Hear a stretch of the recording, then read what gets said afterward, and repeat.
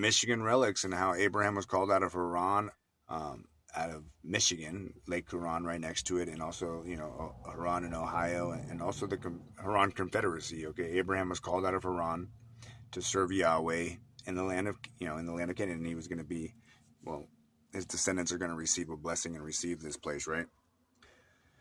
So God calls Abraham from Haran, okay? Now the Lord had said unto Abraham, Get thee out of thy country and from thy kindred and from thy father's house, unto a land that I will show thee, and I will make thee a great nation. I will bless them.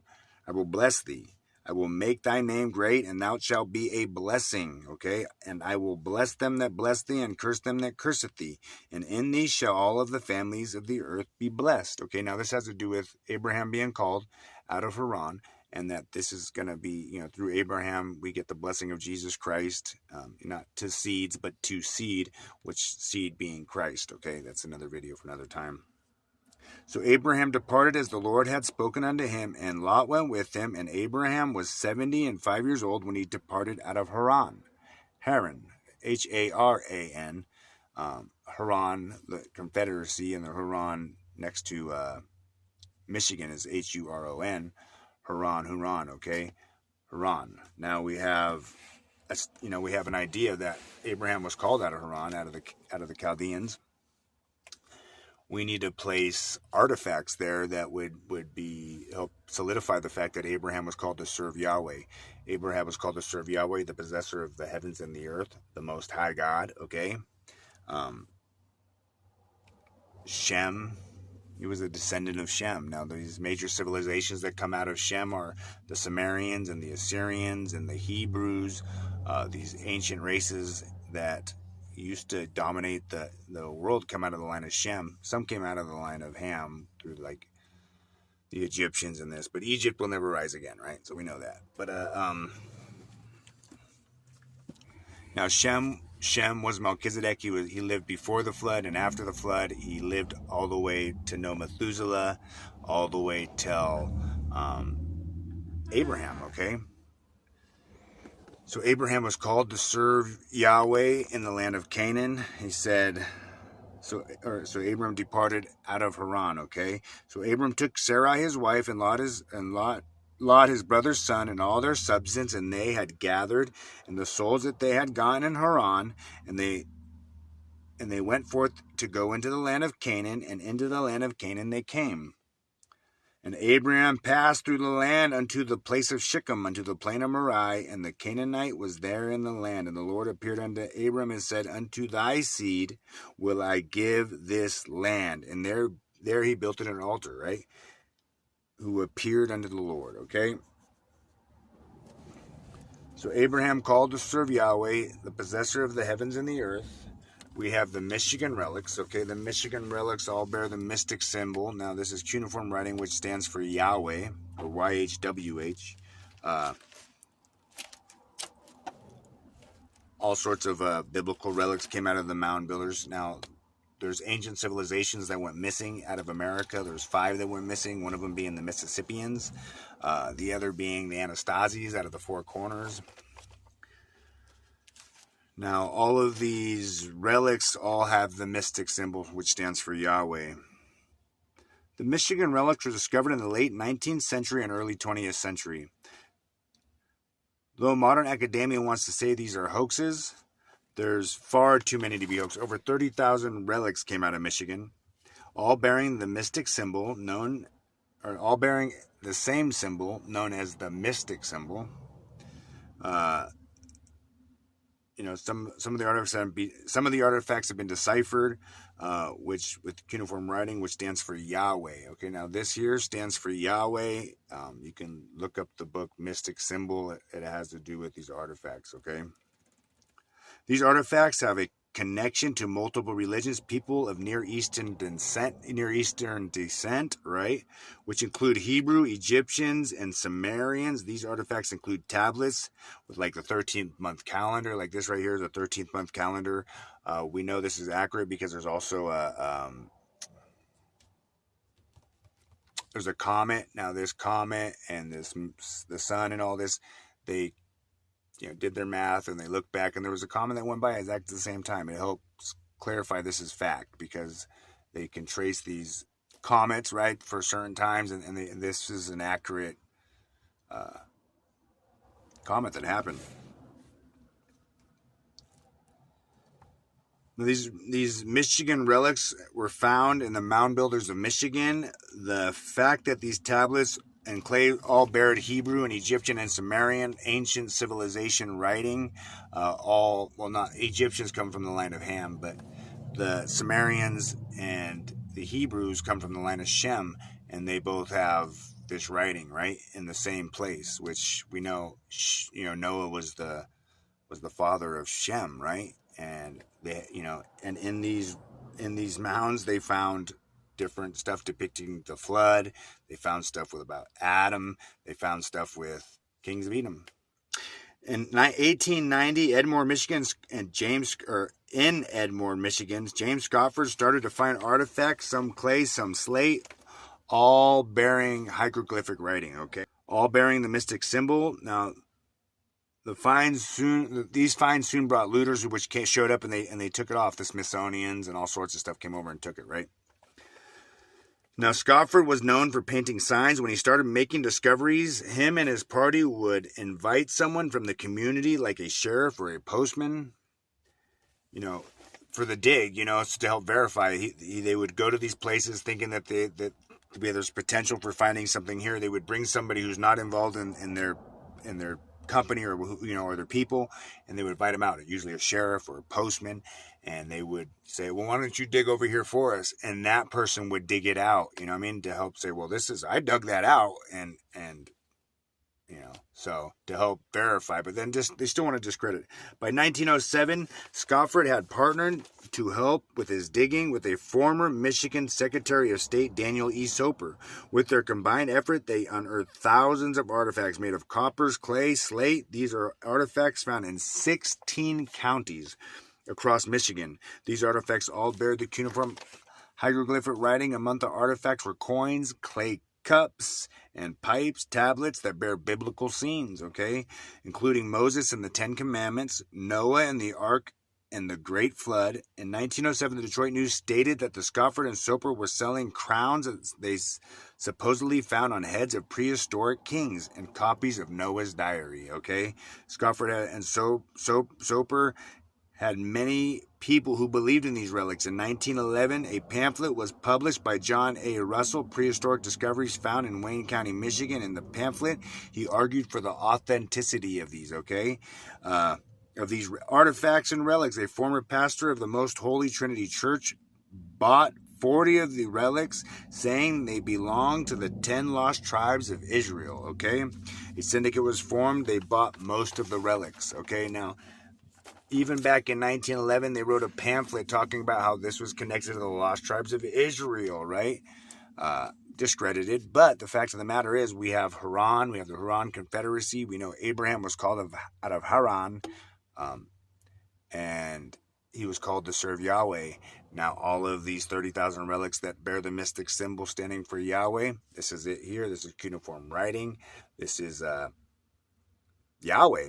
Okay, Abraham was called to serve Yahweh in the land of Canaan out of Haran. We have Lake Huron, we have Ohio and Huron, Ohio, and we have 30,000 artifacts that all say Yahweh on it, okay? Abraham called to serve Yahweh into the land of Canaan. So as he comes over to the land of Canaan, he this is not as, exactly like, he runs into Shem, Melchizedek. Now, Shem lived before the flood, and after the flood, he lived all the way to time to see Abram, okay? And when he came over, we know Abraham was serving the Most High God, right? And the king of Sodom went out to meet him after his return from the slaughter of Chedorlaomer of the kings that were with him at the valley of Shavah, which is the king's dale. And Melchizedek, king of Salem, brought forth bread and wine, and he was priest of the Most High God. Okay, Melchizedek is the foreshadowing, or Jesus said, I am in the order of Melchizedek. It's the foreshadowing of Jesus Christ with the bread and the wine. Obviously, the bread is the body of Christ, and the blood, the wine is the blood of Christ, right? It's the covenant that, our remissions for sins were covered by the blood of the Lamb. But Melchizedek said, and he blessed him, right? And who blessed him? Melchizedek blessed Abraham, and he said, blessed be Abraham, right? Blessed be him, and said, blessed be Abraham of the Most High God, okay? Possessor of the heaven and the earth, okay? So here we have Abraham called to serve Yahweh from Haran, and then he comes over and he meets Melchizedek, his great-grandpa, and he says, blessed be Abraham, right? Because Melchizedek's already like, Melchizedek is already serving Yahweh because Noah said, blessed be the God of Shem, okay? Now, the God of Shem will be the son of Shem, okay? It has to do with Jesus Christ coming down, Yeshua, Yahweh coming down into flesh, man. Anyway, and he said, blessed be the Most High God, which delivered thy enemies into thy hand, and he gave him tithes of all. Now, look, so Abraham was called out of Haran to the land of Canaan. We have a Lebanon, a Salem, a St. Paul, and a Damascus in Oregon. Right now, Paul saw the light on the way from Jerusalem to Damascus. We have a New Jerusalem in California. There's the Dead Salt Sea in Utah but California has the abundance of the Mount of Olives, right? We're the number one in grapes, number one in olives. Sacramento Valley, sacrament meaning holy.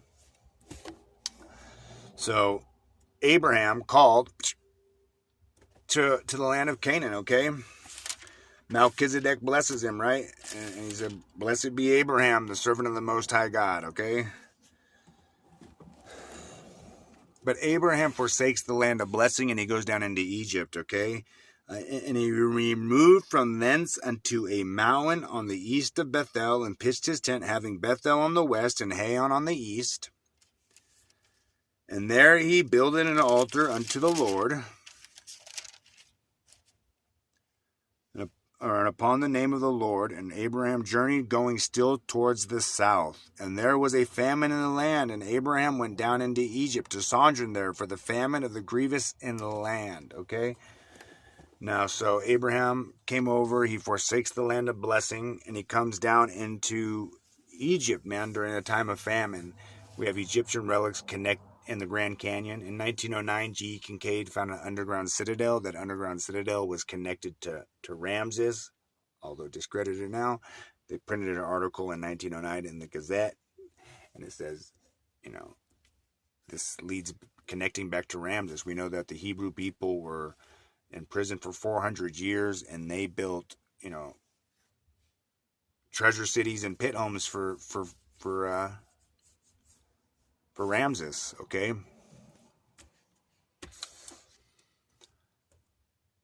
Now, it says that we will be gathered from the four corners of the earth, mentioned in Isaiah. We'll be gathered from the four corners of the earth, and the seven smited stream. And we have all sorts of biblical relics in the four corners, not just the G.E. Kincaid and the underground citadel connected to Ramses and the Egyptians, but we also have Roman and Judean artifacts found in the four corners down in Tucson, known as the Tucson lead crosses.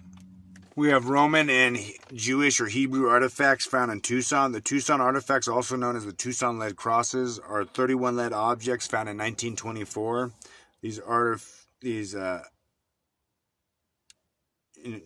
They're found near Picture Rock, Arizona. Charles E. Manor and his family found the first of these artifacts close to an abandoned lime kiln.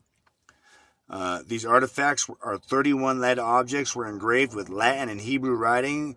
This encouraged Charles Manor to get a hold of a Latin professor from the University of Arizona, Dr. Frank H. Fowler, who had no problem translation these artifacts and placed these artifacts as being Roman and Judean from the 7th and 9th century. The Tucson artifacts got attention of the University of Arizona, who helped eschelate some of these artifacts also by documentation of them unearthing them from the ground. Now, these are buried under 7 feet, 5 feet under lime kiln, and they have documentation of people coming out and actually watching them dig them out, and also documentation of them unearthing them from the ground. Thomas Bent, senior of a friend of Charles Manor, helped discover several of the Tucson artifacts. These were followed by Phoenix of Tucson and Tucson newspaper, and also the New York Times published an article, Puzzling Relics Found in Arizona.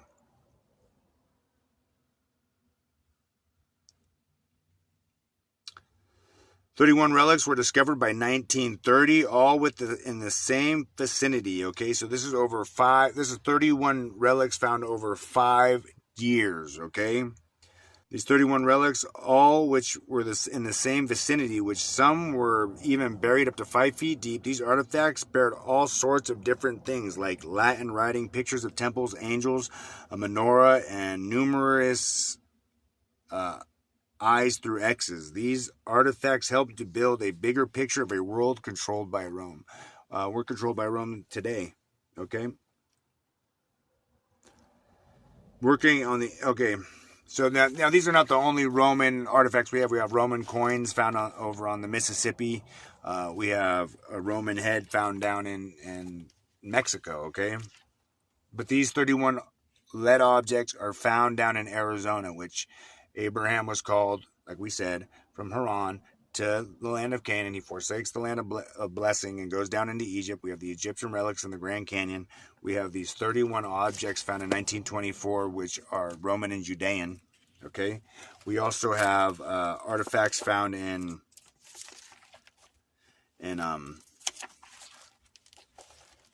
Los Lunas, New Mexico. Okay. Now this is known as Commandment Rock. Los Lunas Decalogue Stone is the large boulder on the side of a mountain near the town of Los Lunas, New Mexico, 30-something miles from Albuquerque. The stone was known as Los Lunas Mystery Stone, or as Commandment Rock. The first recorded in 1933 by Professor Frank Hibben, an archaeologist from the University of New Mexico. He was taken by a guy who had seen it as a boy back in the 1880s. The 1880s date of his discovery is important to those believing in pre-Columbian artifacts. Hibben was convinced that Paleo-Hebrew script, which is closely related to the Phoenician script, is authentic because upon arrival was covered with lichen, and patina it was barely visible. By Cyrus Gordon, the archaeologist suggests that the Los Lunas Decalogue Stone is a Samaritan mezuzah. The Jewish mezuzah is a scroll that hangs on the entrance of the door. An ancient Samaritan mezuzah was a large stone slab placed at the gate of the entrance of the property of a synagogue. Gordon puts this in the Benzonite period because the Samaritan alphabet is direct descendant of the Paleo-Hebrew alphabet. The Paleo dwellings of the four corners are pit homes and cave dwellings, Mediterranean-style housing where they would hang on the top of their house, to get off from the heat of the day, to cool off at night, right? So we have the same Pueblo dwellings, or Mediterranean dwellings, as they do in Israel in the four corners. We have the Los Lunas Decalogue Stone. We have, Hebrew and Roman artifacts, okay, found in the four corners, and Egyptian artifacts found in the four corners. So this is, we are in the ancient days of America. We are in the ancient days, and the Ancient of Days will come back, and that's happening now, the Ancient of Days, and it has to do with the revealing of where we really are, and it's through Christ alone that we can be saved. This is a major deception we are living in. This is a deception of time, a deceiving time. And the devil is trying to divide us, and even the elect shall be deceived, right? So we just, we need to come into agreement with what Christ has for us, step into our calling, and do what we're called to do, man. And, I'm called to serve Yahweh. Just like Abraham was called to serve Yahweh, I'm serving Yahweh too. I live in the land where Abraham's children will possess, his seed will possess, right? And Abraham was called out of Haran. America is the ancient seat of civilization, and, we are entered into the seven tribute. We're entered in the time of Jacob's trouble. Now, the time of Jacob's trouble has to do in the 7 period of the worst time that the earth has ever seen, but also has to do with the time where Jacob's, the tribe, the lost tribes of Israel will be gathered up. And also, it shall be like the days of Egypt when they came up out of Egypt, right? So, God bless, man. Ancient America, it's here. This is the dividing of time, man. Come under Christ. God bless.